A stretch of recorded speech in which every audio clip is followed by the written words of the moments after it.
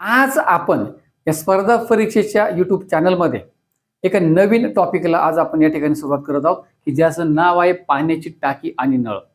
नेहमीचे जे काही अल्जेब्रिक एक्झाम्पल्स आपले असतात, अंकगणितीय समीकरणे असतील किंवा वेगवेगळ्या बैजिक क्रिया असतील, त्यापेक्षा हे थोडंसं वेगळा टाईप आहे की विचार मंथन करायला लावणारा, विचारांमध्ये पाडणारा, इंटरेस्टिंग आहे. आणि अशा प्रकारचे एक्झाम्पल मला तरी खूप आवडतात. तर चला आपण या टॉपिकला सुरुवात करूया. तुम्हालाही नक्की मजा येईल आणि नक्की आनंद वाटेल, उदाहरणे सोडवायला आवडतील. मी हा एकच टाईप आपल्या आजच्या व्हिडिओमध्ये घेणार आहे आणि काही एक्झाम्पल्स तुम्हाला प्रॅक्टिससाठी देणार आहे. तर चला सुरुवात करूया आपल्या आजच्या व्हिडिओला. पहा काय एक्झाम्पल आहे पहिलं. अ आणि ब या दोन नळ आहेत. पहा अ आणि ब. एक पाण्याची टाकी अनुक्रमे 6 तासांत, म्हणजे अ ला लागतात 6 तास आणि ब ला लागतात 12 तास. अ ला पाण्याची टाकी सेपरेटली, फक्त अ नळ जर त्या टाकीमध्ये सोडला तर अ नळामुळे टाकी भरते 6 तासामध्ये आणि फक्त ब नळ टाकीमध्ये सेपरेटली सोडला आपण तर त्या टाकी भरायला 12 तास लागते. म्हणजे याचा अर्थ अ नळ मोठा आहे, ब छोटा आहे. अ ला वेळ कमी लागतोय, ब ला जास्त लागतोय. आपला प्रश्न काय विचारलाय पहा. जर दोन्ही नळ एकाच वेळी चालू केले तर ती रिकामी टाकी भरण्यास किती वेळ लागेल? सुरुवातीला सेपरेट आपल्याला कॅपॅसिटी दिली दोघांची टाकी भरण्याची आणि नंतर आपल्याला सिच्युएशन सांगितली एक्झाम्पलची की एकाच टाकीमध्ये दोन्ही नळ एकाच वेळेला सोडले. एकाच टाकीमध्ये दोन्ही नळ एकाच वेळेला सोडले तर ती रिकामी टाकी भरण्यासाठी किती वेळ लागेल? थोडंसं आपण आधी कन्सेप्टचा विचार करूया. कन्सेप्ट क्लिअर झाली ना, बस मग एक्झाम्पल सोडवायला अवघड नाहीये. तर जर आपण आधी कन्सेप्टचा विचार करूया. अ नळाचा विचार करूया. अ नळाला टाकी भरण्यासाठी 6 तास वेळ लागतो. पहा मी एक टाकीचं चित्र काढलं.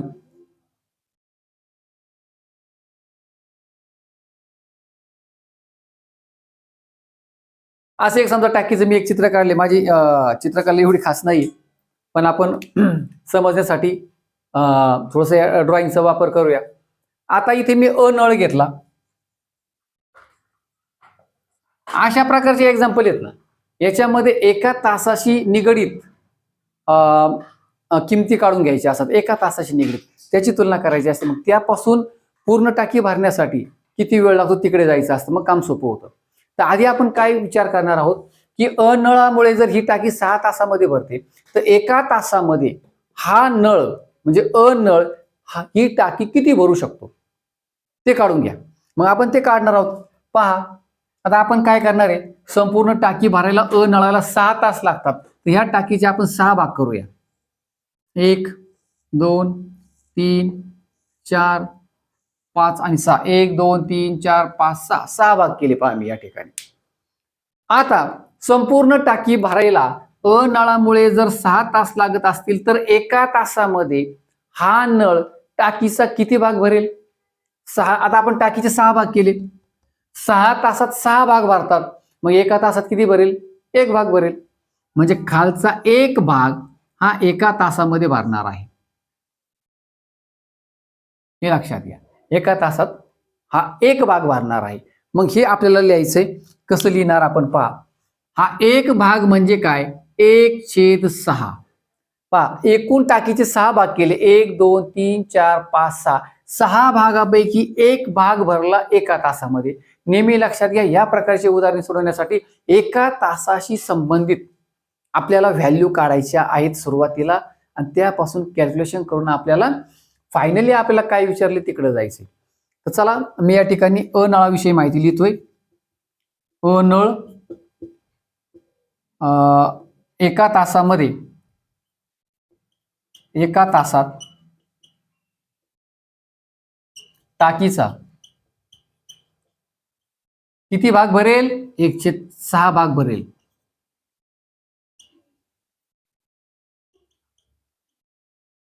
सेपरेटली फक्त अ नळ सोडलाय आपण. चला आता आपण काय करूया, ब नळाकडे जाऊया. आता ब नळाला टाकी भरण्यासाठी 12 तास वेळ लागतोय. तर आता आपण काय करणार आहोत पहा. टाकी 30 आहे, फक्त आता मी अ नळाच्या ऐवजी ब नळ घेतो. आता टाकीचे आपल्याला 12 भाग करायचे. कारण टाकी आता ब नळ 12 तासांत भरते. तर आपण चला 12 भाग करूया.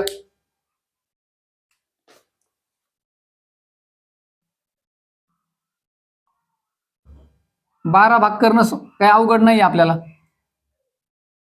6 भाग ऑलरेडी केलेले आहेत, याचे 12 करून टाकूया.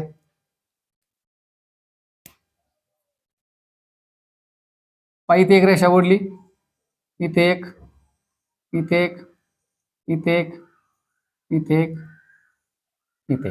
एकूण भाग झाले 12. ब नळामुळे संपूर्ण टाकी जर 12 तासांत भरते, तर मग ब नळ टाकीमध्ये सोडला तर एका तासामध्ये टाकी किती भरेल? तुमच्या लक्षात आलं असेल.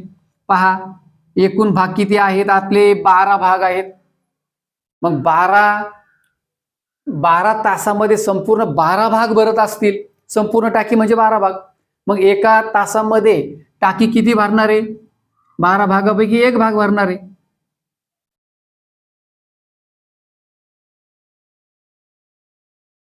बरोबर, एका तासामध्ये एवढा एक भाग भरणार आहे फक्त. आणि 12 भाग आहेत. 12 भाग भरायला 12 तास लागणार आहेत ब नळामुळे संपूर्ण टाकी भरण्यासाठी. मग आपली एका तासातली व्हॅल्यू किती आली? 1/12. 1/12 भाग.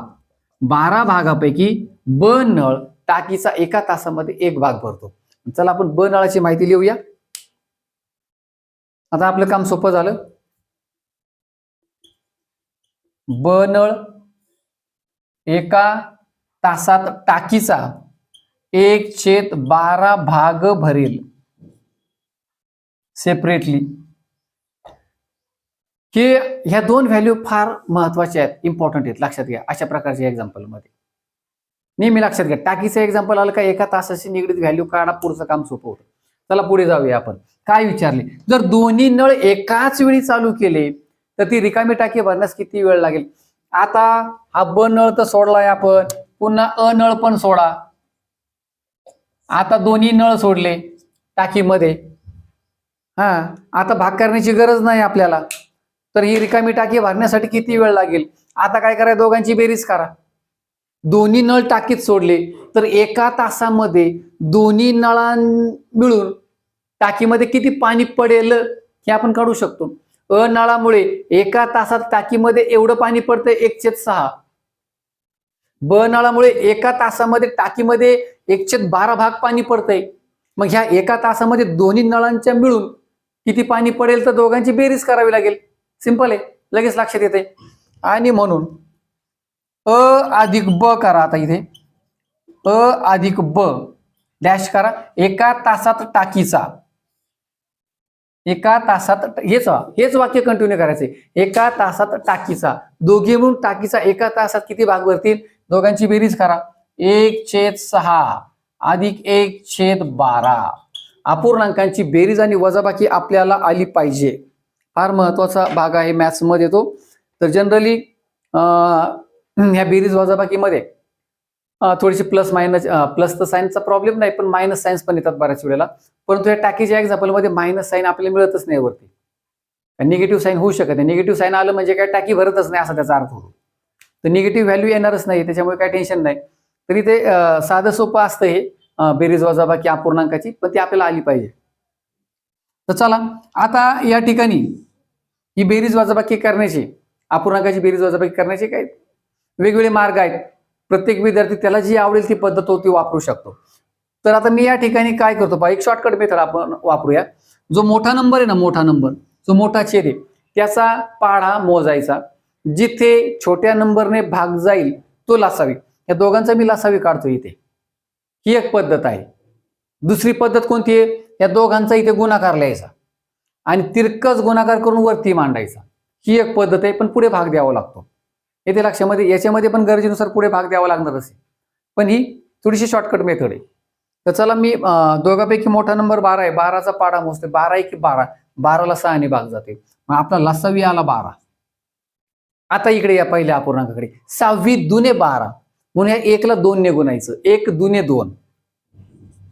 आता पुढे पहा, 12 1 12 हाय तसेच मांडलेत म्हणून 1 1 1 आई तसेच मांडा, किंवा हे 12 हाय तसे घेतले, हा 1 पण आई तसा घ्या.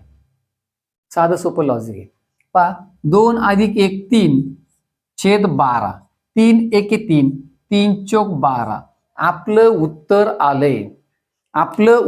आलंय 1/4.